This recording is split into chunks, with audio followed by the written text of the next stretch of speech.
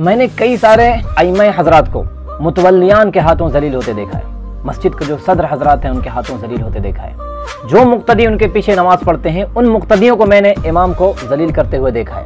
بہت بار میں نے کئی ائمہ حضرات کو فرض نماز پڑھانے کے بعد مسجد کے اوپری حصے پر بیٹھ کے روتے ہوئے دیکھا ہے، پھوٹ پھوٹ کر روتے ہوئے دیکھا ہے، پریشان حال میں دیکھا ہے، انہیں مجبور پایا ہے، انہیں لاچار پایا ہے۔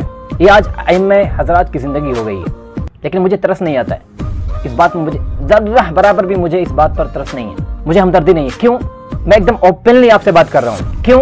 کیونکہ یہ زندگی نا ہم نے خود بنائی ہے، ہم نے ایک ذہن بنا لیا ہے کہ صرف مسجد سے جو انکم آئے گا 5,000 6,000 7,000 8,000 جو بھی، جس میں صرف اگر ہم کپڑے خرید لیں اپنے بچوں کے نا تو ایک ہی دن میں پورے پیسے ختم ہو جائیں گے۔ یہ ہم نے مینٹالٹی سیٹ کر لی ہے کہ مسجد سے جو پیسہ ہمیں ملے گا یا صرف ہم کو امامت ہی کرنی ہے، مرتے دم تک امامت کرنا ہے، اور ہمارے بچے جو پیدا ہوں گے وہ بھی امامت کریں گے۔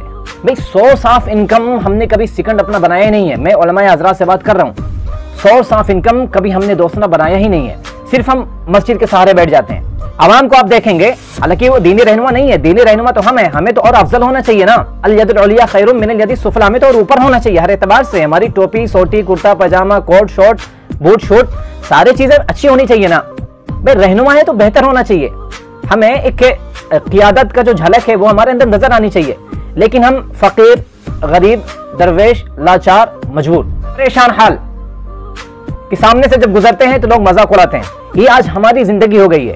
ہمارے علماء کرام کی پرابلم کیا ہے، وہ کبھی انکم آف سورس دو نہیں بناتے ہیں، ہمیشہ ایک ہی چیز پر ٹکے رہتے ہیں۔ مسجد سے پیسہ آ رہا ہے تو مسجد سے، مدرسے سے پیسہ آ رہا ہے تو مدرسے سے، کبھی یہ نہیں سوچتے ہیں کہ سائڈ سے چھوٹا سا بزنس کر لیں، ہم 4-5 لوگوں کا گروپ بنا کے ہم پیسہ انکم کریں، ہم پیسے کمائیں، یہ ہمارے دماغ میں نہیں آتا ہے۔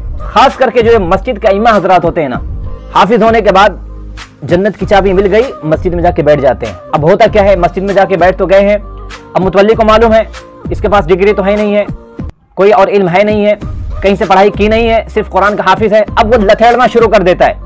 5 وقت میں کہہ لے کہ 5 تماچے لگاتا ہے امام کو، 5 وقت میں ہر متولی ہر مقتدی 5 تماچے لگاتے ہیں امام کو، اور وہ امام برداشت کرتا ہے، اور لوگ کہتے ہیں بھائی بہت اللہ والا ہے، بہت دیندار ہے۔ میں اسے دینداری نہیں سمجھتا، بھائی میں اسے دینداری نہیں سمجھتا ہوں کہ عوام آپ کو ذلیل کرے، عوام آپ کو رسوا کرے، آپ بیٹھ کے اس کو صبر کا نام دے دے برداشت ہے۔ یہ کون سی برداشت ہے بھائی؟ ساری دنیا تجارت میں لگی ہے، ہر قوم تجارت میں لگی ہے۔ یہ ہمارے ائمہ کرام ہے، علماء کرام ہے جو مدارس سے جڑے ہیں، کیوں مسجد کے پیسے پہ صرف اٹک جاتے ہیں؟ کیوں صرف مدرسے کے پیسے پہ اٹک جاتے ہیں؟ زندگی اپنی کیوں ہم نے منحصر بنا لی ان چیزوں پر؟ بھائی یہ تو پارٹ ٹائم کرنے والی چیزیں ہیں نا، یہ ساری چیزیں پارٹ ٹائم ہونی چاہیے۔ بھائی نماز ہر مسلمان پر فرض ہے، آپ عالم تو آپ پڑھیں گے ہی، آپ جائیں پڑھائیں، نہیں چھوڑ سکتے نماز آپ، یہ فرض ہے، یہ ضروری ہے۔ دین آپ کو معلوم، آپ جا کے سکھائیں مدرسے پہ، لیکن کہہ دیں کہ صبح سے شام تک ہمارا جو باؤنڈیشن رہتا ہے مدرسے سے، اور مہینہ ہمارا جو ختم ہوتا ہے، جو انکم کی تلاش میں ہم جو رہتے ہیں، ہماری جو آنکھیں اٹھی رہتی ہیں، یہ صحیح نہیں ہے۔ ہمیشہ ہم اپنا سورس آف انکم 2 بنائیں۔ زندگی اگر باعزت گزارنی، باعزت کا مطلب یہ نہیں کہ ہمیں دنیا میں لگ جانا ہے آخرت بھول جانا ہے۔ حدیث میں آیا نا، الید العلیٰ خیر من الید السفلیٰ، آپ ہمیشہ اوپر رہیں، لیڈر ہمیشہ اوپر ہوتا ہے۔ جب آپ اوپر رہیں گے تب نیچے سے لوگ آپ سے عکس نکالیں گے، ریفلیکشن آپ سے لیں گے۔